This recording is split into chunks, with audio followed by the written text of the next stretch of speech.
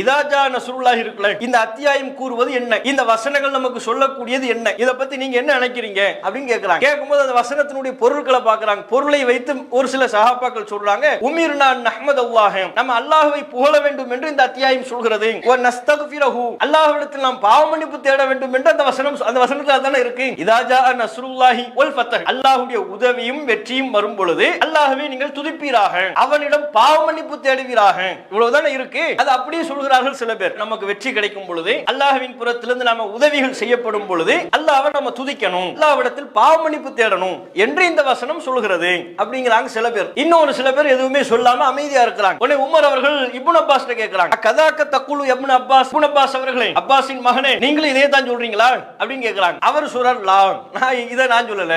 கண்ணியத்திற்குரிய எல்லாம் உள்ள அல்லாஹ்வின் நல்லடியார்களே, உத்தம தோழர்களின் உன்னத வரலாறு என்கிற தலைப்பில் சஹாபாக்கள் குறித்த வரலாற்று செய்தியினை தொடர்ச்சியாக கடந்த 2 தினங்களாக நாம் அறிந்து வருகிறோம். நேற்றைய தினம் இப்னு அப்பாஸ் ரலியல்லாஹு அன்ஹு அவர்கள் குறித்த பல்வேறு முக்கிய செய்திகளை தெரிந்து கொண்டோம். அவர் மார்க்க செய்தியினை கற்றுக்கொள்ள வேண்டும் என்பதற்காக எவ்வளவு தொலைதூரம் பயணப்படக்கூடியவராக இருந்தார் என்பதையும், குர்ஆனினுடைய கல்வியை அறிந்து கொள்ள வேண்டும் என்பதற்காக ஒரு பெரும் ஆர்வம் கொண்ட நபித்தோழராக விளங்கினார். ஓராண்டு காலம் காத்திருந்து உமர் ரலியல்லாஹு அன்ஹு அவர்களோடு ஹஜ்ஜு பயணத்தின் போது திருக்குர்ஆனில் இடம்பெறுகிற 66வது அத்தியாயம் 4வது வசனம் அதற்குரிய விளக்கத்தை கேட்டு தெரிந்து கொண்டார். அவ்வளவு நீண்ட நெடிய விளக்கத்தினை உமர் ரலியல்லாஹு அன்ஹு அவர்கள் சொல்கின்ற பொழுது அவை அனைத்தையும் மனதில் பதிவு செய்து நினைவில் நிறுத்தி, இந்த சமூகம் வரையிலையும் அந்த வசனத்திற்குண்டான உமர் ரலியல்லாஹு அவர்கள் சொன்ன அந்த விளக்கத்தினை இப்னு அப்பாஸ் அவர்கள் கடத்தியிருக்கிறார்கள், கொண்டு வந்து சேர்த்திருக்கிறார்கள் என்பதை நம்ம பார்க்குறோம். பொதுவாக ஒரு வசனத்திற்கு என்ன விளக்கம் என்று கேட்டால், நம்மில் பலரும் ஓரிரு வரிகளில் விளக்கம் சொல்வதைத்தான் விரும்புவோம், எதிர்பார்ப்போம். அந்த அளவிற்குண்டான செய்திகளை நினைவில் நிறுத்தவே நாம் பெரிதும் கஷ்டப்படுவோம். பெரும் செய்தி, நீங்கள் அந்த ஹதீஸுகளை படிச்சிருந்தாலே உங்களுக்கு தெரியும். புகாரில் 24, 68, 2468 ஹதீஸ். அதில் பல பக்கங்கள் இடம்பெற்றிருக்கக்கூடிய ஒரு செய்தி. அதில் அறியாமை காலத்தில் உள்ள பழக்க வழக்கம், குறிப்பாக மக்காவில் பெண்களினுடைய நிலை, மதீனாவில் அன்சாரி பெண்களினுடைய குணாதிய பண்புகள், அவர்களுடைய குணாதிசயங்கள், மக்காவில் உள்ள முஹாஜிர் பெண்கள் அன்சாரி பெண்களோடு பழகியதற்கு பிறகு அவர்களுடைய நடத்தையில் ஏற்படக்கூடிய மாற்றம் என்று பல்வேறு செய்திகள் அதில் சொல்லப்படுகிறது. நீண்ட பல பக்கங்கள் கொண்ட ஒரு செய்தி. அனைத்தையும் அழகான முறையில் உமர் அவர்களிடமிருந்து கற்றுக்கொண்டு அதனை மனதில் பதிய வைத்து நமக்கும் எடுத்து சொல்கிறார். இந்த அளவிற்கு மார்க்கத்தில் ஈடுபாடுடைய, மார்க்க கல்வியை மனதில் பதிவு செய்யக்கூடிய திறன் பெற்ற இளைஞர்கள் இன்றைக்கு உண்டால், இன்றைக்குள்ள இளைஞர்கள்ட்ட மார்க்க செய்தி இவ்வளவு அதிகமான செய்தியை நம்மளால் எதிர்பார்க்க முடியுமா? ஒரு பயானில் பல்வேறு ஹதீஸுகள் சொல்லப்படும்.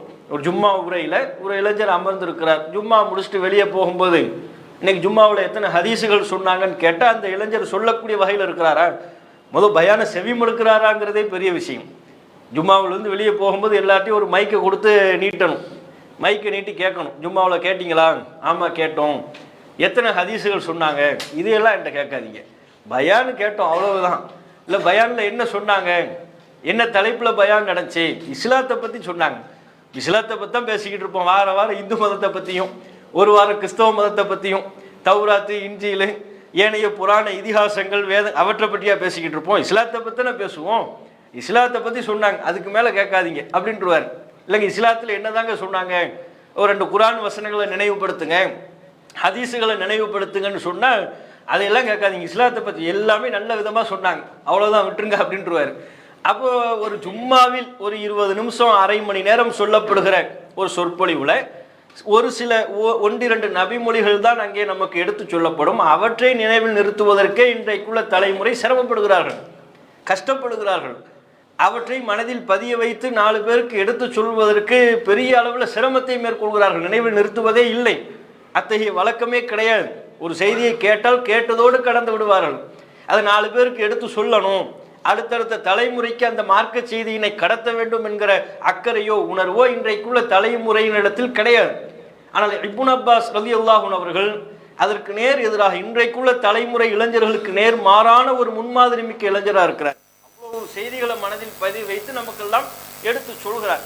அவ்வளவு நினைவாற்றல் அவரிடத்துல இருந்த காரணத்தினாலதான் 1500க்கும் மேற்பட்ட 1660 அவ்வளவு ஹதீஸுகளை இப்னு அப்பாஸ் ரலியல்லாஹு அன்ஹு அவர்களால் அறிவிக்க முடிந்தது என்பதை நாம இந்த நேரத்தில் நினைவு கொள்ள கடமைப்பட்டிருக்கிறோம்.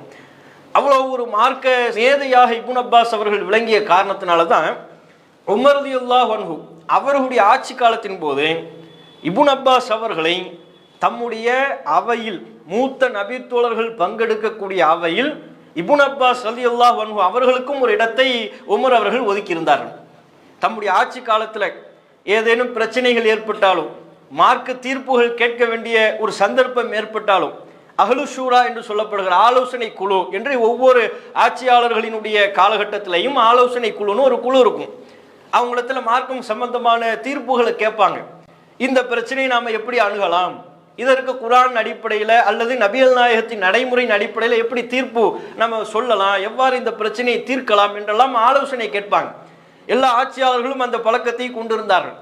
உமர் ரலியல்லாஹு அன்ஹு அவர்களுடைய ஆட்சியிலையும் அப்படிப்பட்ட ஆலோசனை குழு இருந்தது. பெரும் பெரும் சஹாபாக்கள்லாம் அதில் பங்கெடுத்திருப்பாங்க. அந்த ஆலோசனை குழுவில் நிரந்தரமாக இடம் பிடித்த ஒரு இளைஞர் என்று சொன்னால் அது இப்னு அப்பாஸ் ரலியல்லாஹு அன்ஹு அவர்கள் தான். அவர்களுக்கு ஒரு பெரும் இடம் இருந்தது. நீங்கள் ரசூலுல்லாஹ்வுடைய ஆட்சிக்கால் நபிகள் நாயகம் ஸல்லல்லாஹு அலைஹி வஸல்லம் அவங்க ஹிஜ்ரி 10 மரணித்து விடுகிறார்கள்.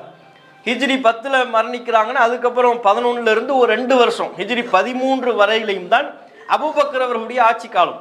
அதற்கு பிறகு ஹிஜ்ரி 13லேயே உமர் ரலியல்லாஹு அன்ஹுடைய ஆட்சி காலம் ஏற்பட்டு விடுகிறது. ஹிஜ்ரி 13 இருந்து 10 வருஷம் உமர் அவர்களுடைய ஆட்சி காலத்தை நீங்கள் எடுத்துக்கொண்டால் ஹிஜ்ரி 10 வரையிலையும் ரசூலுல்லாஹ்வுடைய ஆட்சி. அதற்கு பிறகு அபூபக்கருடைய ஆட்சி காலம் வெறும் 2 வருஷம் தான். நீங்க அபூபக்கர் ஆட்சியாளராக இருக்கும்போது என்னென்ன செய்திகள்லாம் இடம்பெற்றதாக வரலாற்றில் நாம பார்க்கிறோமோ அந்த அனைத்தும் அவர் ஹலீஃபாவாக இருந்தது மொத்தமா 2 வருஷம். அபூபக்கர் அவர்கள் ஆட்சியாளராக இருந்தது 2 வருஷம். அதற்கு பிறகு உமர் அவர்கள் ஆட்சி பொறுப்பு ஏற்றி விட்டார்கள். ஹிஜ்ரி 13 இருந்து 10 வருஷ காலம், சுமார் 10 வருஷம், 13 இருந்து ஹிஜ்ரி 23 இந்த 10 வருஷ காலமும் ஆட்சியாளராக இருந்தது உமர் ரலியல்லாஹு அன்ஹு அவர்கள் தான். அந்த ஆட்சி காலத்துல இப்னு அப்பாஸ் அவர்களுக்கு இருந்த ரோல் பெரிய ஒரு ரோலா இருந்திருக்கிறது. புகாரில 4970வது செய்தியாக பதிவு செய்யப்பட்டிருக்கிறது.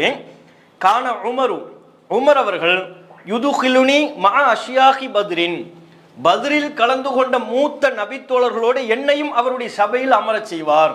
எப்படிப்பட்ட சஹாபாக்கள் உமர் அவர்களுடைய அந்த ஆலோசனை குழுவில் இருக்கிறாங்க, பெரும் பெரும் சஹாபாக்கள், பத்ரு யுத்தத்தில் கலந்து கொண்டவர்கள். அப்படிப்பட்ட மூத்த நபித்தோழர்களோடு என்னையும் அந்த சபையில் அமர வைப்பார். அப்படி அமர வைக்கும் பொழுது ஒரு சில நபித்தோழர்களுக்கு ஒரு சின்ன நெருடல், நம்மளாம் எவ்வளவு பெரிய ஆட்கள், எவ்வளவு யுத்த களங்களை சந்திச்சு வந்திருக்கிறோம், இந்த குழுவுல ஒரு இளைஞரா ஒரு சின்ன வயது பாப்பா அதுல இருந்து ஒரு 3 வருஷம் 13ல அதுல இருந்து ஒரு 3 வயசை கூட்டிக்கங்க. மூத்தா போகும்போது புகாரில் உள்ள ஒரு அறிவிப்புல 10 வயசுன்னு வருது இப்னு அப்பாஸ் அவர்களுக்கு. ஏனைய அறிவிப்புகளின் படி பார்த்தா 13 வயசு. அப்ப 13 என்று நீங்கள் எடுத்துக்கொண்டால் கூட, ரசூலுல்லாஹ் மௌத்தா போகும்போது 13 வயசுன்னு எடுத்துக்கொண்டால் கூட உமர் அவர்கள் ஆட்சி கட்டத்தில் அமர்கின்ற பொழுது அவருக்கு வயசு ஒரு 17-18 அந்த வயசுல உள்ள ஒரு இளைஞரா இருக்கிறார். அப்ப 20 தாண்டாத ஒரு இளைஞர், அவரு பெரும் பெரும் சஹாபாக்களோடு அமர்ந்திருக்கிறார். உமர் தான் அமர வைப்பார், வாங்க வந்து உட்காருங்க, நீங்களும் இந்த குழுவில் இடம் பிடிக்கணும், உட்கார வைக்கிறாங்க. அப்ப மற்ற நபித்தோழர்களுக்கு இவர் நம்ம எவ்வளவு யுத்த களங்களை சந்திச்சிருக்கிறோம், இவரும் இந்த சபையில வந்து உட்கார்ந்து இருக்கிறாரு, இவர் வயசுல உள்ள நம்ம பிள்ளைங்கள்லாம் வீட்டில் உட்கார்ந்து இருக்கிறாங்க, இதை சொல்லவும் செய்யறாங்க. உமர் அவர்கள்ட்ட சொல்றாங்க, ஃபக்க அன்ன பாலம் வஜத ஃபீ நஃப்ஸிஹி, சில நபித்தோழர்களின் உள்ளத்தில் இப்படிப்பட்ட எண்ணம் தோன்றியது. அப்ப உமர் அவர்கள்ட்ட கேட்கிறாங்க, உமர் அவர்களே லிம துதுகிலு ஹாதா மஅனா வலனா அப்னாஉ மிஸ்லுஹு, இவரையே இந்த சபையில நீங்க அமர வைக்கிறீங்க, இவர் வயசுல உள்ள நம்ம பிள்ளைகள்லாம் வெளியே தானே இருக்கிறாங்க, இவர் வயசுல நமக்கு பிள்ளைங்கள்லாம் இருக்கிறாங்க, அப்படிப்பட்ட நபர்கள் வெளியே இருக்கின்ற பொழுது இவர் மட்டும் நீங்க உள்ள அனுமதிக்கிறீங்க, இந்த சபையில பங்கெடுக்க வைக்கிறீங்களே, இவருக்கு இவ்வளவு பெரிய ஒரு முக்கியத்துவம் கொடுக்கிறீர்களே அப்படின்னு கேட்கிறாங்க. கேட்கும்போது உமர் அவர்கள் சொல்றாங்க, அப்படியா, அதுக்கு காரணம் தெரியணுமா, சரி வாங்க எல்லாரும் வாங்கன்னு உட்கார வைத்து அந்த நேரத்தில் இப்னு அப்பாஸையும் கூப்பிட்டாங்க. இப்னு அப்பாஸ் அவர்களும் அங்கே இருக்கிறார்கள். எல்லாரையும் வைத்து அந்த எல்லாரையும் முன்னோக்கி உமர் அவர்கள் கேட்கிறாங்க, மா தக்கூலுன ஃபி கௌலில்லாஹி தஆலா இதா ஜா நஸ்ருல்லாஹி வல் ஃபத்ஹ், இந்த அத்தியாயத்தினை ஓதி காண்பித்து அல்லாஹ்வுடைய உதவியும் வெற்றியும் வரும் பொழுது ஃபஸப்பிஹ் பிஹம்தி ரப்பிக்க, உம்முடைய இறைவனை நீங்கள் துதித்து புகழ்வீராக, வஸ்தக்ஃபிருஹு, அவனிடத்தில் பாவ மன்னிப்பு தேடுவீராக, இன்னஹு கான தவ்வாபா, அவன் பாவ மன்னிப்பை ஏற்றுக்கொள்ளக்கூடியவனாக இருக்கிறான். இந்த அத்தியாயத்தினை இந்த வசனங்களை ஓதி காண்பித்து இந்த வசனத்துடைய விளக்கம் சம்பந்தமா நீங்க என்ன சொல்றீங்க அப்படின்னு கேட்கிறாங்க. மூத்த நபித்தோழர்கள்ட்ட கேட்கிறாங்க. இதாஜா நஸ்ருல்லாஹி இருக்குல்ல, இது சம்பந்தமா இந்த அத்தியாயம் கூறுவது என்ன, இந்த வசனங்கள் நமக்கு சொல்லக்கூடியது என்ன, இதை பத்தி நீங்க என்ன நினைக்கிறீங்க அப்படின்னு கேட்கிறாங்க. கேட்கும்போது அந்த வசனத்தினுடைய பொருட்களை பார்க்குறாங்க. பொருளை வைத்து ஒரு சில சஹாபாக்கள் சொல்றாங்க, உமிர்னா நஹ்மத் அல்லாஹ், நம்ம அல்லாஹ்வை புகழ வேண்டும் என்று இந்த அத்தியாயம் சொல்கிறது. நஸ்தக்ஃபிரஹு, அல்லாஹ்விடத்தில் நாம் பாவ மன்னிப்பு தேட வேண்டும் என்று அந்த வசனத்தில் அதானே இருக்கு. இதாஜா நஸ்ருல்லாஹி வல் ஃபத்ஹ், அல்லாஹ்வுடைய உதவியும் வெற்றியும் வரும் பொழுது அல்லாஹ்வை நீங்கள் துதிப்பீராக, அவனிடம் பாவ மன்னிப்பு தேடுவீராக, இவ்வளவுதானே இருக்கு. அது அப்படியே சொல்கிறார்கள் சில பேர். நமக்கு வெற்றி கிடைக்கும் பொழுது, அல்லாஹ்வின் புறத்திலிருந்து நாம உதவிகள் செய்யப்படும் பொழுது அல்லாஹ்வை நம்ம துதிக்கணும், அல்லாஹ்விடத்தில் பாவ மன்னிப்பு தேடணும் என்று இந்த வசனம் சொல்கிறது அப்படிங்கிறாங்க சில பேர். இன்னொரு சில பேர் எதுவுமே சொல்லாம அமைதியா இருக்கிறாங்க. உடனே உமர் அவர்கள் இப்னு அப்பாஸ் கேட்கிறாங்க, அக்கதாக்க தக்குலு இப்னு அப்பாஸ், இப்னு அப்பாஸ் அவர்களே, அப்பாஸின் மகனே, நீங்களும் இதே தான் சொல்றீங்களா அப்படின்னு கேட்கிறாங்க. அவர் சொல்றார், லா, நான் சொல்லல. அப்ப நீங்க என்ன சொல்றீங்க, உங்க கருத்து என்ன, உங்க விளக்கம் என்ன? இது நபிகள் நாயகம் ஸல்லல்லாஹு அலைஹி வஸல்லம் அவர்களுக்கு மரணம் நெருங்கி விட்டது என்பதை உணர்த்துகிற வசனம்.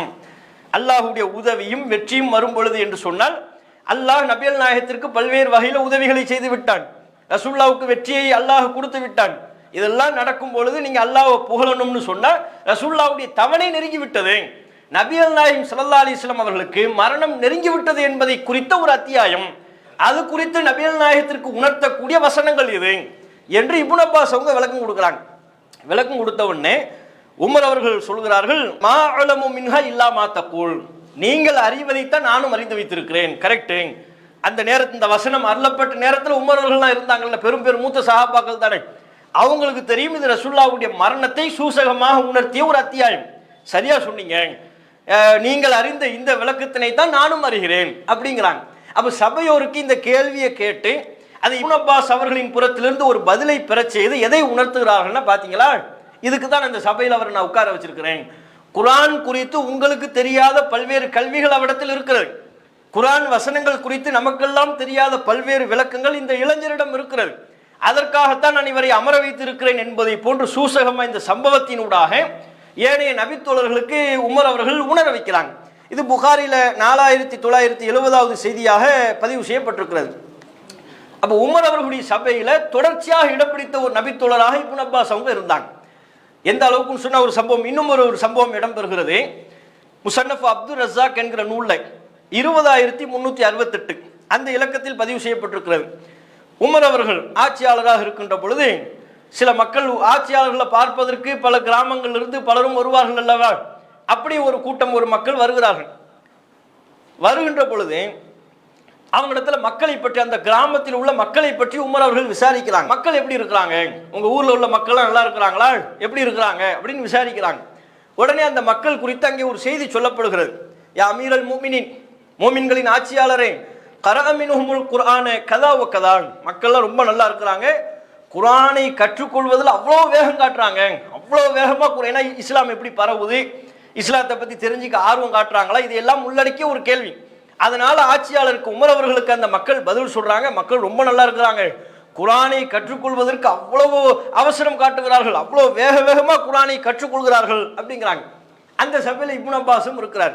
இப்னு அப்பாஸ் சொல்றாங்க, வல்லாஹி மா உஹிப்பு ஐயத்தசாரஉ யௌமஹும் ஹாதா ஃபில் குர்ஆன், குர்ஆனை கற்றுக்கொள்வதில் அவர்கள் இவ்வளவு வேகம் காட்டுவது நல்லதல்ல, இதை நான் விரும்பவில்லை அப்படிங்கிறார்.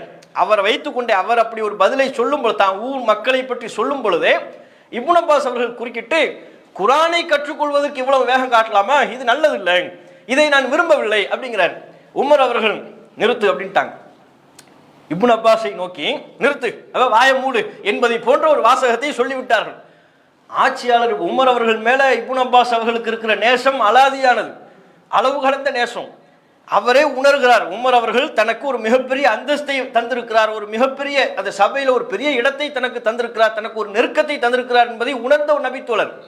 நிறுத்து, வாய மூடு என்பதை போன்ற வாசகத்தை உமர் அவர்கள் சொன்ன உடனே இவருக்கு மனசு நொறுங்கிருச்சு. என்னடா ஆட்சியாளர் நம்ம எவ்வளவு நேசத்திற்குரியவராக இருந்தோம், உமர் அவர்களின் பெரும் பெரும் நேசத்திற்குரியவராக நாம் இருந்தோம், ஆனால் நம்மளை இப்படி பேசிவிட்டாரே அப்படின்னு அவருக்கு வருத்தம். நான் ரொம்ப வருத்தத்தோட முகம்லாம் எனக்கு வாடி போய்விட்டது, கடுமையான வருத்தம். என்னுடைய வீட்டிற்கு நான் செல்கிறேன், என்னுடைய உடம்புல எந்த நோயும் இல்லை, ஆனால் என் குடும்பத்தார்கள் என்னை பற்றி விசாரிக்கிறாங்க, உங்களுக்கு என்ன ஆச்சு, ஏன் ரொம்ப டல்லாக இருக்கிறீங்க, என்ன எதுவும் கீழே விழுந்துட்டீங்களா, அல்லது உடல்நிலை எதுவும் சரியில்லையா, உடலில் ஏதேனும் பாதிப்பு இருக்கிறதா என்பதை போன்று குடும்பத்தார்கள் என்னை விசாரிக்க ஆரம்பித்து விட்டார்கள். ஃபல் தஜாத்து அலா ஃபிராஷி, நான் நேராக வீட்டுக்கு போயிட்டேன். வீட்டுக்கு போய் என்னுடைய விருப்பில் நான் ஒரு கழித்து படுத்து கொண்டேன். ஹத்தா ஆதனி நிஸ்வத்வாகலி, என்னுடைய குடும்பத்தில் உள்ள பெண்கள்லாம் என்ன நோய் விசாரிக்க ஆரம்பிச்சிட்டாங்க, என்ன நோயாளிமா இருக்கிறீங்க, என்ன ஆச்சு அப்படின்னு கேட்க ஆரம்பிச்சிட்டாங்களாம். இன்னைக்குள்ள காலகட்டத்தில் நம்ம எப்படி இருந்தாலும் வீட்டில் விசாரிக்கிறதுங்கிறது என்ன, எப்படியும் வேலையெல்லாம் முடிச்சுட்டு போனாலும் இவர் இப்படித்தான் வருவாருங்கிற அளவுக்கு புரிந்து வைத்துக் கொள்வார்கள். இவர் இப்படித்தான் இருப்பார், இப்படித்தான் போவார், இது போன்றுதான் இவருடைய இயல்புகள் இருக்கும் என்பதாக கணக்கிட்டுக் கொள்வார்கள். லேசான ஒரு மாற்றம் இப்னு அப்பாஸ் அவர்களிடம் ஏற்பட்ட உடனே குடும்பத்தார்கள் விசாரிக்கிறாங்க. இப்படி விசாரிச்சாங்க, ஆனால் உமாபி வஜூன், எனக்கு எந்த நோயெல்லாம் ஒன்றும் இல்லை. உமர் அவர்கள் அப்படி பேசியது எனக்கு ஒரு பெரிய பாதிப்பை ஏற்படுத்தி விட்டது. மிக குறிப்பாக அவரிடத்தில் நான் எனக்கு இருந்த மதிப்பை நான் இழந்து விட்டேனோ என்று எனக்கு தோன்றியது. அந்த நேரத்தில் ஒருவர் வந்தார், வந்து சொன்னார், அஜிப் அமீர் அல் முஃமினீன், அமீருல் முஃமினீன் உங்களை அழைக்கிறார், வாருங்கள். உமர் அவர்கள் அழைக்கிறார், வாருங்கள் என்று எனக்கு சொல்லப்பட்டது. நான் உடனே எழுந்து கொண்டு மகிழ்ச்சியாக உமர் அவர்களை சந்திப்பதற்கு போறேன். வாசல்ல உமர் அவர்கள் நின்று கொண்டு இருந்தார். என்னுடைய கையை பிடித்து உமர் அவர்கள் கேட்டாங்க, மல்லதி கரிஹித்த மிம்மா கால ரஜுல் ஆனிஃபன், அந்த மனிதர் சொன்னதில் நீங்கள் அப்படி என்னத்தான் வெறுத்தீர்கள்? அவர் பதில் சொல்லவும் டக்குன்னு இப்னு அப்பாஸ் அவர்கள் குறுக்கிட்டு, மக்கள் இவ்வளவு வேகமாக குரானை கற்றுக்கொள்வது நல்லதில்லை, இதை நான் விரும்பலன்னு சொல்லிட்டார்ல. அது குறித்து உமர் அவர்கள் கேள்வி எழுப்புறாங்க, மல்லதி கரிஹித்த மிம்மா கால ரஜுல் ஆனிஃபன், அந்த மனிதர் சொன்னவற்றில் உங்களை வெறுப்படைய செய்ததுதான் எது, ஏன் நீங்க அவ்வளவு வெறுத்தீங்க அப்படின்னு கேட்குறாங்க.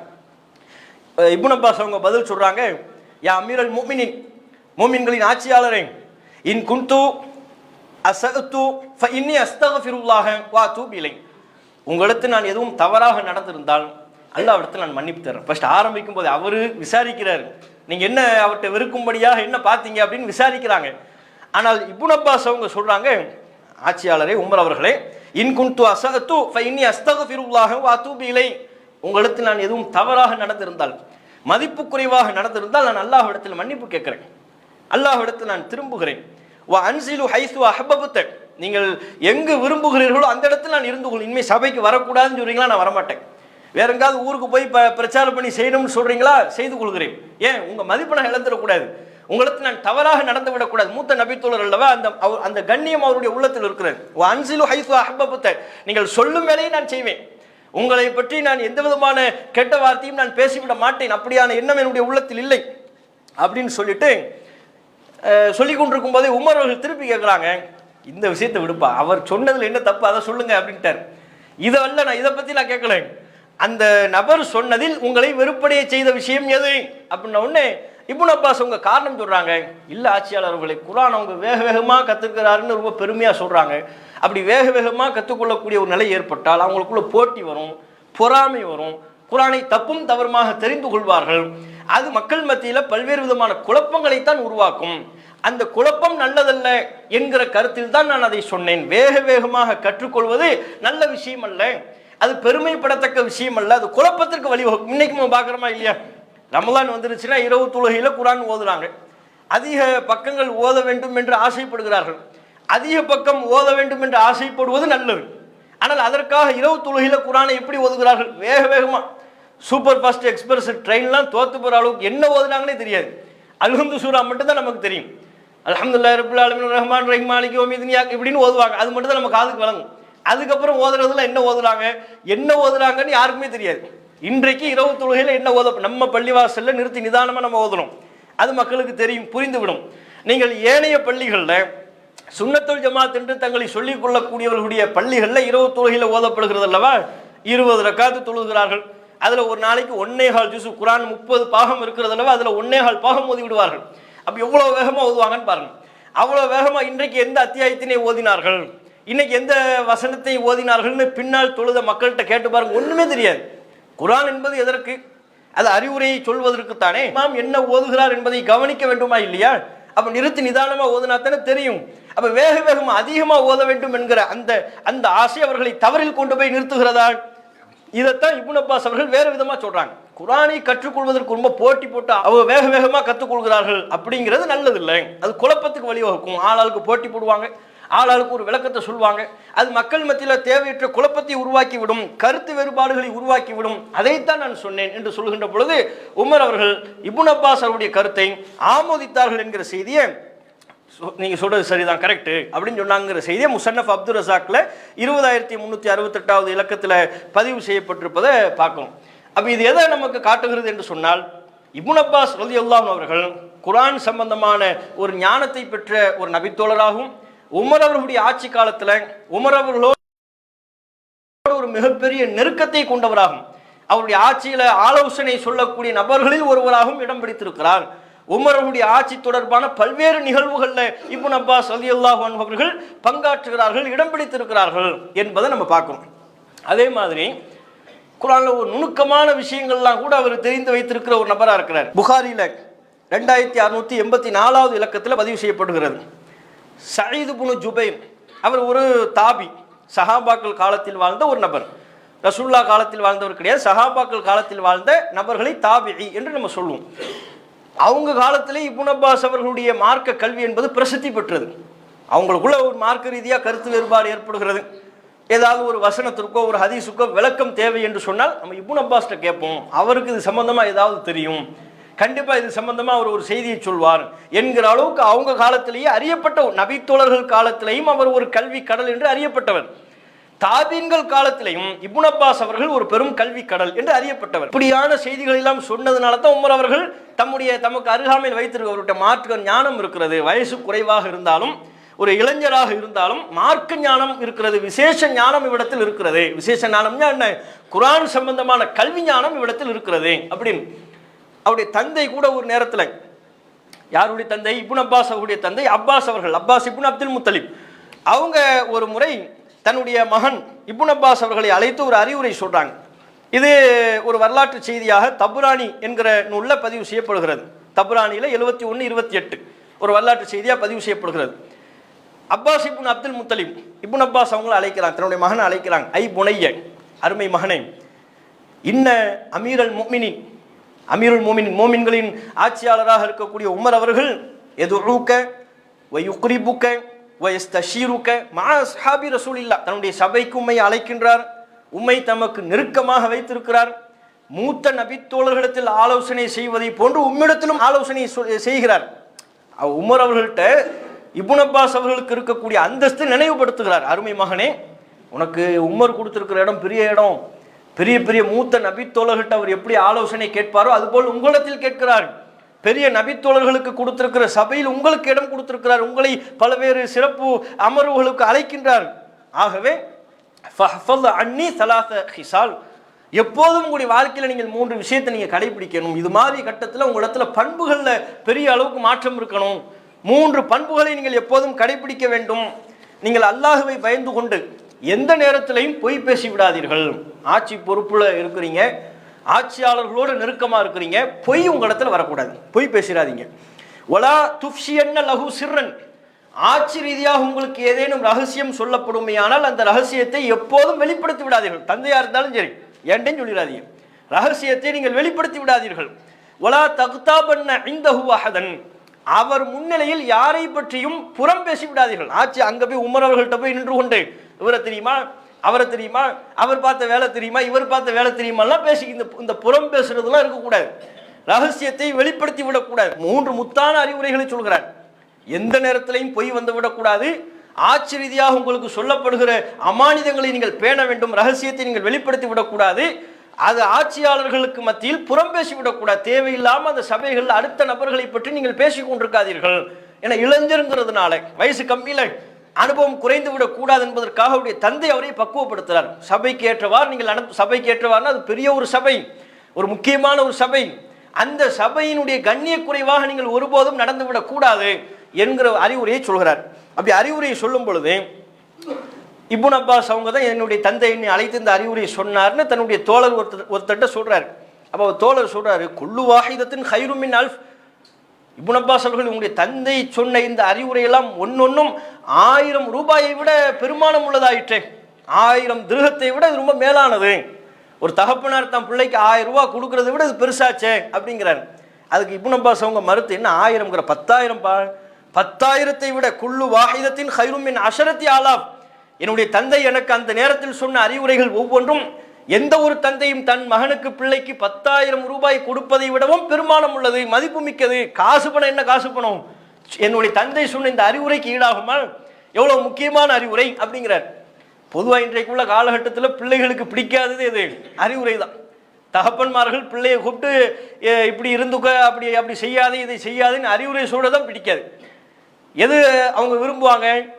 எந்த பிள்ளைகளாவது தன்னுடைய தகப்பன் மரணித்ததற்கு பிறகு, எங்கள் பாப்பா எனக்கு எவ்வளவு அறிவுரை சொன்னாங்கப்பா, அந்த அறிவுரையெல்லாம் நம்ம விட முடியுமா, எவ்வளவு மதிப்பு மிக்கது அப்படின்னு யாராவது சொல்லுவாங்களா?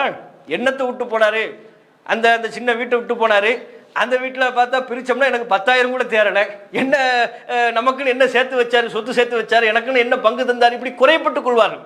தந்தையிடமிருந்து பெற்றோரிடமிருந்து அவர்கள் சொத்துக்கள் தான் வர வேண்டும் என்று பிள்ளைகள் எதிர்பார்க்கிறார்களே ஒழிய, அதைத்தான் மிக மேலான சொத்தாக கருதுகிறார்களே ஒழிய, தந்தைமார்கள் பிள்ளைகளுக்கு சொல்லக்கூடிய அறிவுரையை முக்கிய சொத்தா பார்க்கறது இல்லை.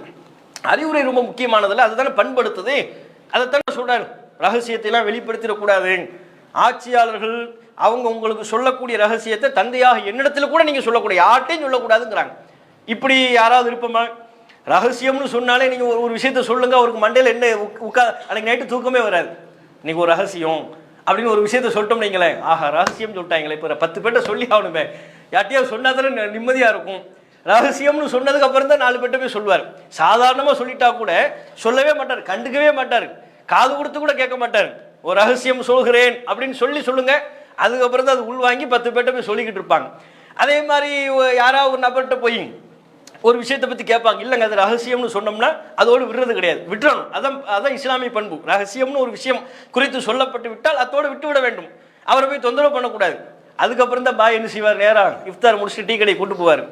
அண்ணங்க நான்லாம் எப்பேற்பட்ட ஆளு, நம்ம 2 பேருக்குள்ள பழக்கம் கொஞ்சம் நெஞ்ச பழக்கமா, பஸ் ஸ்டாண்டு கதைக்கு போயிடுவார். நீங்கள் சின்ன பிள்ளையா இருக்கும்போது நம்ம 2 பேரும் சேர்ந்து பஸ் ஸ்டாண்டுக்கு போனோம், ஞாபகம் இருக்குதா? அங்கேயே சென்றமே ஞாபகம் இருக்கிறதா? நம்ம 2 பேரும் சென்னைக்கு எப்போ வந்தோம், 80ல் வந்தோம், 70ல் வந்தோம்னு ஆரம்பிச்சு எதுக்கு இவ்வளோ பெரிய பீடிகை? அந்த ரகசியத்தை நம்மகிட்ட மட்டும் சொல்லுங்கன்றுவார். ரகசியம்னு சொல்லப்பட்டால் சொல்லுங்கள்னு கேட்பாங்க, அதான் இயல்பு. ஆனால் இப்னு அப்பாஸுடைய தகப்பனார் தந்தை அறிவுரை சொல்கிறார், ரகசியத்தை யார்ட்டையும் சொல்லாதீங்க, என் உள்பட யாருக்கும் நீங்கள் சொல்லக்கூடாது, இந்த பண்புகளெல்லாம் நீங்கள் கடைபிடிக்க வேண்டும் என்று தந்தை தான் பிள்ளைக்கு அறிவுரை சொல்கிறார். அதையும் அந்த அறிவுரையை ஒரு பெருமானம் உள்ளதாக 10,000 ரூபாய் எனக்கு தந்தா கூட அது அற்பமானது, அதை விட என்னுடைய தந்தை அந்த காலகட்டத்தில் எனக்கு சொன்ன அறிவுரை மேலானது அப்படின்னு நினைக்கிறார். அப்ப அறிவுரைகளுக்கு முக்கியத்துவம் கொடுத்த ஒரு நபராக இப்னு அப்பாஸ் ரலியல்லாஹு அன்ஹு அவர்கள் இருந்திருக்கிறார்கள் என்கிற செய்தியை பார்க்கணும். இப்னு அப்பாஸ் அவர்களுடைய வாழ்க்கை வரலாறு என்று வரும் பொழுது, அவங்க வாழ்க்கை வரலாற்றில் மிக முக்கியமாக நடந்த ஒரு நிகழ்வு, ஒரு வழிகட்ட குழுவினரோடு அவர் விவாதமே பண்ணியிருக்கிறார், தர்க்கம் பண்ணியிருக்கிறார். அது ஒரு மிகப்பெரிய ஒரு முக்கியமான ஒரு நிகழ்வு, இப்னு அப்பாஸ் அவருடைய வாழ்க்கையில் பதிவாகி இருக்கிற மிக முக்கியமான ஒரு நிகழ்வு. இது எப்போது நடைபெறுகிறது? அலி அவர்களினுடைய ஆட்சி காலத்தில் நடைபெறுகிறது. அபூபக்கர் உமர் அவர்கள் முடிந்து அலி அவர்களுடைய ஹிலாஃபத் ஆட்சி காலம் ஏற்படுகிறது அல்லவா? அலி அவர்களுடைய ஆட்சி காலம் என்று எடுத்துக்கொண்டால் ஹிஜ்ரி 35 40 5 வருஷ காலம். ஹிஜ்ரி 35 அலி அவர்களுடைய ஆட்சி காலம் ஏற்படுகிறது உஸ்மானுக்கு பிறகு. அந்த 35 40 வரையிலையும் அலி அவர்களுடைய ஆட்சி காலம் தான். அந்த காலகட்டத்தில் அலி அவர்களுடைய ஆட்சி காலகட்டத்தில் ஒரு குறிப்பிட்ட ஒரு குரூப்பு ஆட்சியாளர்களுக்கு கட்டுப்படாமல் கிளர்ச்சி செய்து கொண்டிருந்தார்கள். உஸ்மான் அவர்களுடைய கொலை, அதைத் தொடர்ந்து முஆவியா அவர்களோடு நடைபெற்ற அலி அவர்களுக்கும் முஆவியா அவர்களுக்கும் நடைபெற்ற யுத்தம், அந்த யுத்த காலகட்டத்தின் போது நடைபெற்ற சில நிகழ்வுகள், இவற்றையெல்லாம் வைத்துக்கொண்டு அவங்க சில குழப்பங்களை செய்து கொண்டிருந்தாங்க. அவங்களுடைய நோக்கம் நல்ல நோக்கமா இல்லை, குழப்பங்களை செய்து கொண்டிருந்தார்கள். அதனால அவங்க அனைவருமே ஹரூரியா என்கிற பகுதியில் போய் தனித்து வாழ்ந்து கொண்டிருந்த அந்த குழப்பம் செய்யக்கூடிய நபர்கள் தனித்து செயல்பட்டு கொண்டிருந்தார்கள். ஆட்சியாளர்களுக்கு எதிராக கிளர்ச்சி செய்வது அவங்களுடைய நோக்கம், மக்களுக்கு மத்தியில் குழப்பத்தை உண்டு பண்ணுவது, ஆட்சிக்கு கட்டுப்படக்கூடாது, நாம புரட்சி செய்யணும் அப்படின்னு அழைப்பது. அப்படி அழைப்பதற்கு குர்ஆன் வசனங்களை ஆதாரமாக காட்டுறது, இப்படியான வேலைகளை செய்து கொண்டிருந்தார்கள். அந்த காலகட்டத்தில் இப்னு அப்பாஸ் ரலியல்லாஹு அன்ஹு அவர்கள் அந்த குரூப்பை தனிச்சு போய் சந்திச்சார். சந்திச்சு அவர்களோடு மார்க்க ரீதியான ஒரு விவாதத்தினை செய்தார். மார்க்க ரீதியான விவாதம்னா கருத்து பரிமாற்றம், ஒரு அறிவார்ந்த முறையில் கருத்து பரிமாற்றத்தினை செய்தார், ஆட்சியாளரின் அனுமதி பெற்று. இது குறித்த செய்தி நசாயில பதிவு செய்யப்பட்டிருக்கிறது. 85-75 8575வது செய்தியாக அறிவிப்பாளர் தொடர், சரியான அறிவிப்பாளர் தொடரை கொண்ட ஒரு செய்தியாக பதிவு செய்யப்பட்டிருக்கிறது. ஆட்சியாளர் அலி அவர்கள்ட்ட இப்னு அப்பாஸ் அவங்க அனுமதி கேட்குறாங்க. நான் அந்த குரூப்பை போய் நான் பார்க்க போகிறேன். அவங்க ஹவாரிஜிகள் என்று வரலாற்றில் அழைக்கப்படுறாங்க. அந்த குரூப்பை போய் நான் பார்க்க போகிறேன், அவங்கள நான் சந்தித்து அவர்களுக்கு சில விளக்கங்களை அளிக்கப் போகிறேன், எனக்கு நீங்கள் அனுமதி கொடுங்க அப்படின்னு கேட்குறாங்க. இப்போ அலி அவர்கள் சொல்கிறாங்க, அலி அவர்களுக்கும் இப்னு அப்பாஸ் அவர்களுக்கும் பெரிய ஒரு நெருக்கம், நல்ல ஒரு அண்டர்ஸ்டாண்டிங். அலி அவங்க சொல்கிறாங்க, அந்த குரூப்பெல்லாம் வேண்டாங்க, ஏதாவது பண்ணிவிடுவாங்க, உங்களுக்கு ஏதாவது பிரச்சனை ஏற்படும், ஏன்னா ஆட்சியாளர்கள் கட்டுப்படக்கூடாதுங்கிறாங்க. ஆட்சியாளர்கள் கட்டுப்படக்கூடாதுன்னு சொல்கிறவன் எந்த சட்டத்தை மதிப்பான், எந்த சட்டத்தை அவன் பேணுவான்? அப்போ அவர்கள் எதுவும் செய்து விடுவார்களோ என்று எனக்கு அச்சமாக இருக்கிறது. இன்னி அகாஃபுகும் அழைக்க, அவர்கள் மூலம் உங்களுக்கு ஏதேனும் ஆபத்து ஏற்பட்டு விடும், போக வேண்டாம் அப்படிங்கிறாங்க. அதெல்லாம் ஒன்றும் ஏற்படாது, நான் போகிறேன், போய் சில விஷயங்களை புரிய வைக்க போகிறேன் அப்படின்னு அனுமதி பெற்று செல்கிறார். செல்லும் பொழுது ஒரு மதிய நேரம் அவங்க சாப்பிட்டுக்கிட்டு இருக்கிறாங்க. அப்போ தான் இவர் உள்ளே போகிறார். இப்னு அப்பாஸினுடைய கல்வி ஞானம் ரொம்ப நன்கு அறிந்ததுங்கிற காரணத்தினால அவர்கள் மீது, இப்னு அப்பாஸ் அவர்கள் மீது ஒரு பெரிய மதிப்புலாம் அவங்களுக்கு இருந்துச்சு. ரசூலுல்லாஹ்வுடைய குடும்ப உறவினர்கள் ஒருவராக இருக்கிறாரு, மார்க்க ஞானம் அவரிடத்தில் இருக்கிறது அப்படிங்கிற ஒரு மதிப்பும் பல நபர்களுக்கும் இருந்தது. இப்னு அப்பாஸ் அவங்கள பார்த்த உடனே அவர்களும் என்ன செய்யறாங்க, மர்ஹபம் பிக்க இப்னு அப்பாஸ், வாங்க ரொம்ப சந்தோஷம் அப்படின்னு கூப்பிடுறாங்க. நீங்களா வர்றீங்க, சந்தோஷம் வாங்க, என்ன விஷயம், எதுக்கு வந்திருக்கிறீங்க அப்படின்னு கேட்குறாங்க. அப்போ அவங்க சொல்றாங்க, அத்தைத்துக்கும் மின் இந்தியா அஸ்ஹாபி ரசூலில்லாஹ், நபியின் தோழர்கள் புறத்திலிருந்து நான் வருகிறேன். அதுவும் யாரிடமிருந்து? அன்சாரிகளின் சார்பாக, முஹாஜிர்களின் சார்பாக, ரசூலுல்லாஹ்வுடைய உறவுக்காரர் மற்றும் ரசூலுல்லாஹ்வுடைய மருமகன் அலியின் தரப்பிலிருந்து நான் வருகிறேன் அப்படின்னு யாரிடத்திலிருந்து வருகிறேன் என்பதை சொல்றாரு. சஹாபாக்கள் சார்பாக நான் வர்றேன், என்ன பிரச்சனை உங்களுக்கு, அவங்க விஷயத்தில் நீங்க என்ன குறை கண்டியே இப்படி எல்லாரும் ஒதுங்கி இருக்கிறீங்க, தனிப்பகுதியில் அல்லவா ஒதுங்கி இருக்கிறார்கள். அப்போ கேட்குறாங்க, ஹாத்து மா நகம்தும் அலா அஸ்ஹாபி ரசூலில்லாஹ், நபியின் தோழர்கள் விஷயத்தில் நீங்கள் குறை காணக்கூடிய விஷயம்தான் என்ன, என்ன விஷயத்தை குறை காண்றீங்க சொல்லுங்க அப்படின்ன உடனே அவங்க சொல்றாங்க, அதுவா முக்கியமாக 3 விஷயம் இருக்கு, எங்களுக்கு இப்போதைக்கு பிரச்சனை என்ன, சலாசுன் 3 விஷயத்தினே நாங்கள் குறை கண்டு ஒதுங்கி இருக்கிறோம். அப்படியா, என்ன விஷயம் சொல்லுங்க. அப்போ அவர்கள் ஒருவர் சொல்ல ஆரம்பிக்கிறார். இஹ்தாஹுன்ன, முதல் விஷயம், இவர்கள் திருக்குரானில் உள்ள வசனத்திற்கு மாற்றமாக செயல்பட்டு கொண்டிருக்கிறார்கள். யார்? சஹாபாக்கள் அலி அவர்களையும் அவர்களோடு இருக்கக்கூடிய ஏனைய நபித்தோழர்களையும் குறை கண்டு சொல்கிறார்கள். இனில் ஹுக்குமு இல்லால் இல்லா, ஆட்சி அதிகாரம் அல்லாவிற்குத்தான். இது குரான் வசனம் நமக்கு சொல்கிறது. இது யார்? அந்த வழிகட்ட குரூப்பினுடைய வாதம். ஆட்சி அதிகாரம் அல்லாவுக்குத்தான் என்று அல்லாஹ் குரான்ல சொல்றார். ஆனால் இவர்கள் மனிதர்களுக்கு முடிவு செய்யக்கூடிய அதிகாரத்தினை வழங்குகிறார்கள்.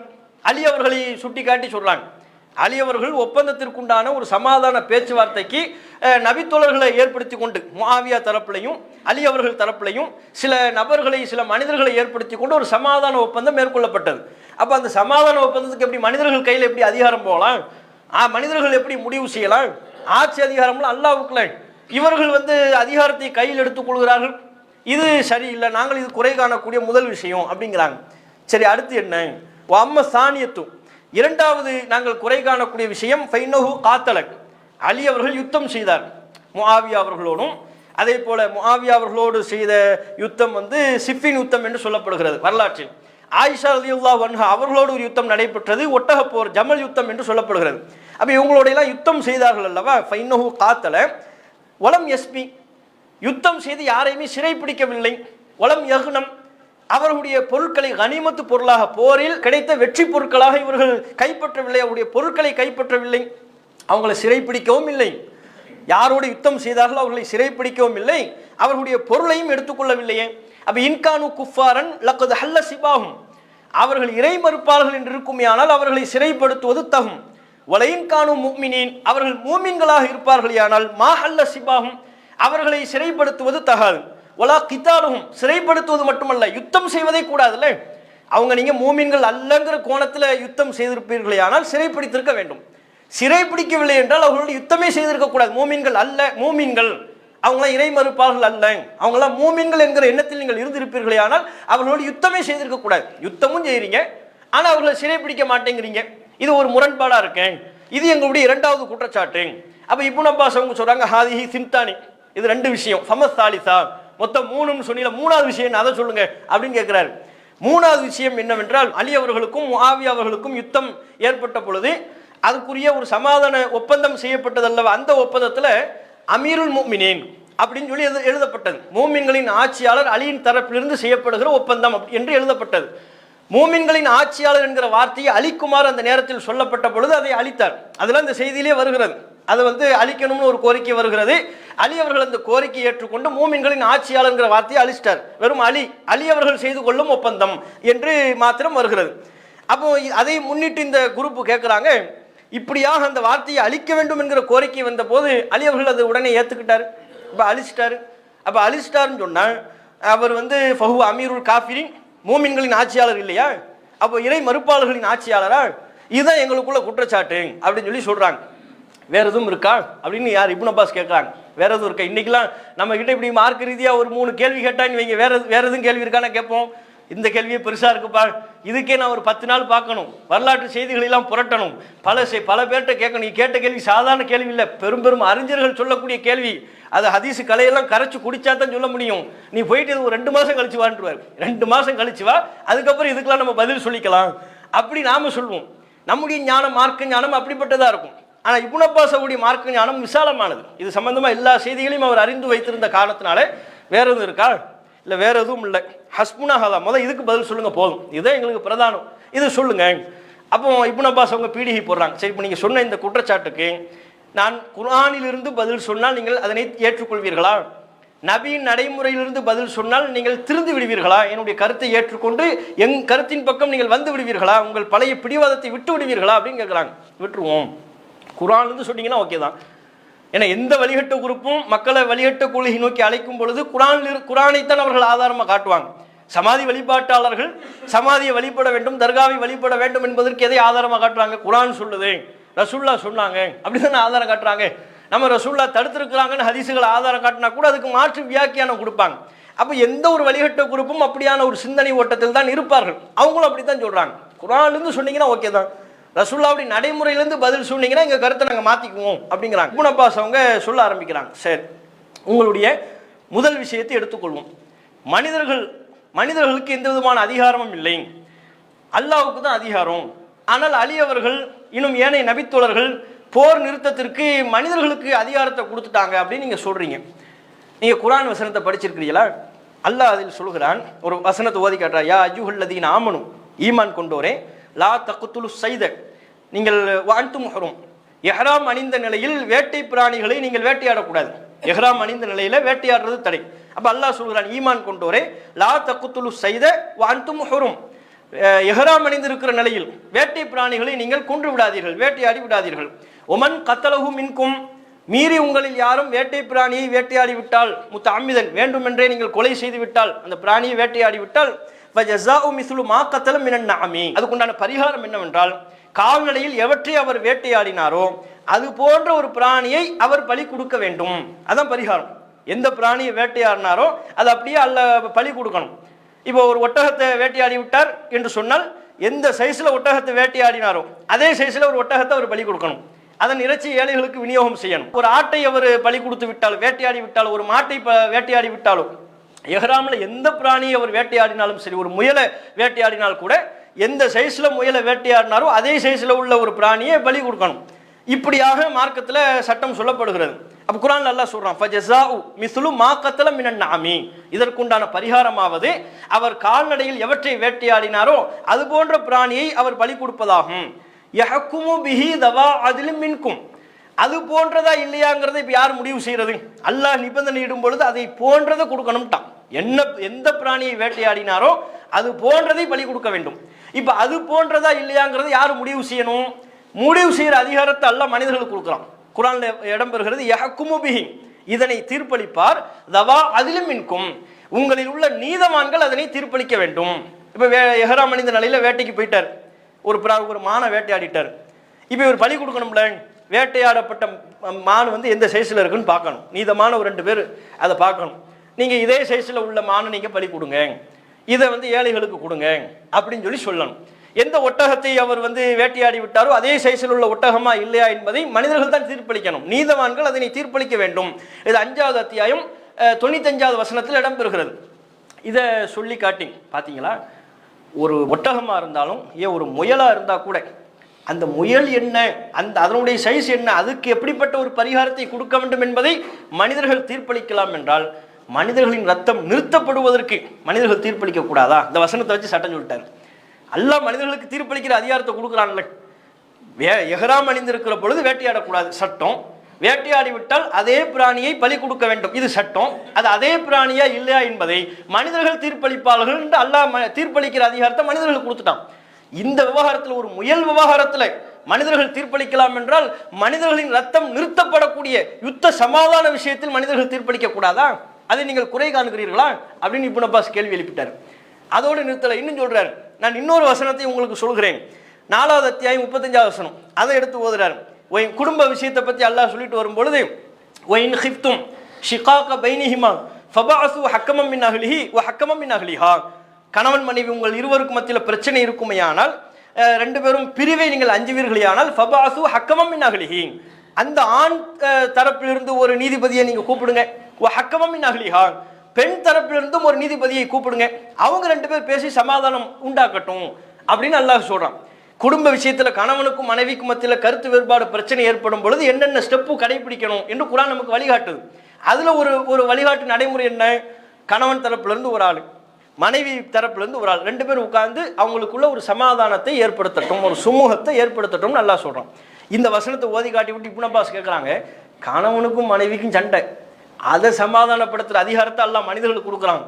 ஒரு நாட்டுக்கும் இன்னொரு நாட்டுக்கும் சண்டைன்னு வரும் பொழுது அது சமாதானத்தை உண்டாக்குவதற்கு மனிதர்களை நம்ம ஏற்படுத்தக்கூடாதா? அலிக்கும் முஆவியாவுக்கும் பிரச்சனைன்னா அதுல சமாதானத்தை ஏற்படுத்துவதற்கு மனிதர்கள் வரக்கூடாதா? கணவன் மனைவியை சுமூகமாக்கி வைப்பதற்கு மனிதர்களுக்கு அதிகாரம் இருக்கிறது என்றால், அந்த அதிகாரத்தை அல்லாஹ் கொடுக்குறான்னா, இரண்டு நாட்டு மன்னர்களுக்கு மத்தியிலேயோ அல்லது இரண்டு சண்டையிடக்கூடிய இரண்டு தரப்பாருக்கு மத்தியிலேயோ சுமூகத்தை ஏற்படுத்துகிற அதிகாரம் மனிதர்களுக்கு இருக்கா இல்லையா அப்படின்ட்டு லாக் பண்ணிட்டாரு. அவங்க வேற வழி, கரெக்டா சொன்னீங்க, இருக்குது அப்படின்ட்டாரு. முதல் விஷயத்தை மாத்திக்கிட்டாங்க, இருக்குது, நீங்க சொல்ற இந்த வசனத்தின்படி அது சரிதான் என்கிற அந்த முடிவுக்கு வந்து விட்டார்கள். இப்போ உங்க ரெண்டாவது விஷயத்துக்கு வரட்டார். இப்போ உங்க ரெண்டாவது விஷயத்திற்கு நான் வருகிறேன். என்ன சொன்னீர்கள்? அலி யுத்தம் செய்தார், சிறை பிடிக்கவில்லை, கைதியாக ஆக்கவில்லை, அடிமைப்படுத்தவில்லை அப்படின்னு நீங்க சொன்னீங்க. யாரோட யுத்தம் பண்ணார்? ஆயிஷா அவர்களோட யுத்தம். இப்போ ஆயிஷாவை சிறைப்படுத்தணுங்கிறீங்களா? ஆயிஷா அவர்களை அடிமைப்படுத்த வேண்டும் என்கிறீர்களா? அவர்கள் உம்மஹாத்துல் மூமினின் அல்லவா? மூமின்களுக்கெல்லாம் தாய் அல்லவா? உங்களில் யாரும் தம்முடைய தாயை அடிமைப்படுத்த வேண்டும், ஒரு அடிமை பெண்ணை எவ்வாறு நடத்த வேண்டுமோ அது போன்று தம்முடைய தாயை நடத்த வேண்டும் என்று விரும்புவீர்களா? அல்லது ஆயிஷா உம்மஹாத்துல் மூமினினே அல்ல என்று சொல்ல போகிறீர்களா? என்ன சொல்ல போறீங்க சொல்லுங்க, எனக்கு புரியலைங்கிற. என்ன சொல்ல வர்றீங்க? அலி அவர்கள் ஏதோ ஒரு சந்தர்ப்ப சூழ்நிலையினால, வரலாற்றில் ஏற்பட்ட சில தவறான புரிதலின் காரணத்தினால் அப்படிப்பட்ட ஒரு யுத்த சூழல் ஏற்பட்டது. ஆயிஷா ரலியல்லாஹு அன்ஹா அவர்களோட யுத்தம் நடைபெற்றது. அந்த யுத்தத்துல இப்ப ஆயிஷா அவர்களை சிறைப்படுத்தணும்னு சொல்ல போறீங்களா? ஆயிஷா அவர்களை அடிமைப்படுத்தி அடிமையை போல் நடத்த வேண்டும் என்று சொல்கிறீர்களா? அவர்கள் நம்ம உம்மஹாத்துல் மூமினின் அல்லவா? அந்த வசனத்தை எடுத்து காட்டுறார். அல்லாஹ் திருக்குர்ஆனில் சொல்கிறான், அந்நபியு அவுலா பில் முஃமினீன மின் அன்ஃபுஸிஹிம், இந்த நபி மூமின்களுக்கு தங்களுடைய உயிரை விட மேலானவர்.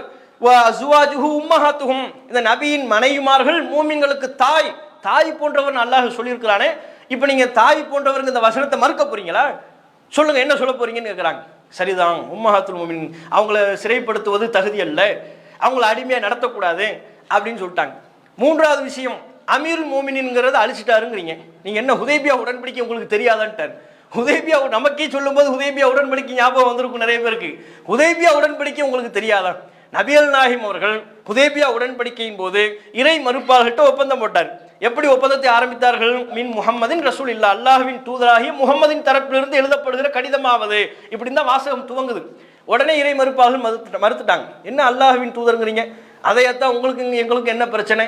அதைத்தான் நாங்கள் மறுக்கிறோம். நீங்கள் அல்லாஹ்வின் தூதருங்கிறத மறுக்கிறோம், முகமது பின் அப்துல்லான்னு போடுங்கன்ட்டாங்க. உடனே நபியல் நாஹிம் அவர்கள் அது எங்க இருக்கிறது என்று காண்பித்து அதை அழித்து முகமது பின் அப்துல்லா என்று நபியல் நாஹிம் ஸல்லல்லாஹு அலைஹி வஸல்லம் அவர்கள் எழுத சொன்னார்கள். அப்போ நபியல் நாஹிம் அவர்கள் முகமது ரசூலுல்லாஹ் என்பதை அழித்து விட்டதா அவங்க அல்லாஹ்வின் தூதர் இல்லைன்னு ஆயிருமா? அப்படி சொல்ல போறீங்களா? அப்படின்ன உடனே மூணு விஷயத்திலையும் அவங்களுக்கு திருப்தி ஏற்பட்டது. அதில் பலர்கள், அந்த ஹவாரிஜ் குரூப்புகள், ஹரூரியா பகுதியில் இருந்த அந்த வழிகட்ட குரூப்பினரில் பலரும் இப்னு அப்பாஸ் அவருடைய விளக்கத்தை கேட்டு தங்களுடைய கருத்தை திருத்தி கொண்டார்கள், மாற்றி கொண்டார்கள் என்கிற செய்தியை நாம் நசையில் பதிவு செய்யப்பட்ட இந்த ஹதீஸில் பார்க்குறோம். அப்போ இப்படி பாருங்க, வரலாற்றில் ஒரு வழிகட்ட குரூப்பினரை தனியாக சந்தித்து அவர்களுடைய தவறான கருத்துக்களை குர்ஆன் ஞானத்தை கொண்டு, சும்மா கதை பேசி இல்லை, தேவையில்லாத விஷயங்களை சொல்லி அல்ல, குர்ஆன் வசனங்கள் எடுத்து ஓதி அடுக்கடுக்காக பல வசனங்களை எடுத்து காட்டி நபிகளாரின் நடைமுறையிலிருந்து உதாரணத்தினை எடுத்து சொல்லி அவருடைய தவறான கருத்தை புரிய வைத்திருக்கிறார்கள், இது அசத்தியம் என்பதை விளங்க வைத்திருக்கிறார்கள். அந்த அளவிற்கு மார்க்க ஞானம் அவர்களிடத்தில் இருந்திருக்கிறது என்கிற செய்தியை பார்க்கிறோம். இன்னும் இப்னு அப்பாஸ் அவர்கள் தொடர்புடைய சில செய்திகள் எஞ்சி இருக்கிறது. இன்ஷா அல்லாஹ் அவற்றையும் அதுக்கு அடுத்தடுத்த நபித்தோழரின் வாழ்க்கை வரலாற்றினையும் இன்ஷா அல்லாஹ் நாளைய தினம் பார்ப்போம். வாஹுர் தாவானா அல்ஹம்துலில்லாஹி ரப்பில் ஆலமீன். அஸ்ஸலாமு அலைக்கும் வரஹ்மத்துல்லாஹி வபரகாத்துஹு. அல்லாஹு அக்பர், அல்லாஹு அக்பர்.